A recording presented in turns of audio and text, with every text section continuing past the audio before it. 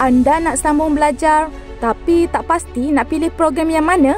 Atau mungkin anda dah lama kerja tapi masih di level yang sama. Tahukah anda di Universiti Geomatika Malaysia UGM ada program 100% online khas untuk pekerja yang nak upgrade kerjaya macam anda. Yang pertama, Diploma in Business Administration sesuai untuk yang ada SPM dan nak bina kerjaya dalam bidang bisnes atau mula kerja di bahagian pengurusan ofis. Yang kedua, Bachelor of Business Administration BBA yang ni khas untuk pekerja yang dah ada diploma dan nak naik pangkat dalam bidang pengurusan, HR, sales, finance atau mana-mana departmen dalam ofis.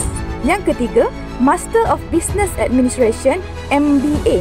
Yang ni pilihan terbaik kalau anda dah ada degree dan nak jadi manager atau tukar kerja yang lebih stable di mana-mana bahagian office. Kalau anda kerja di bahagian operation dan nak beralih ke kerja di bahagian office, program ni memang sesuai untuk anda.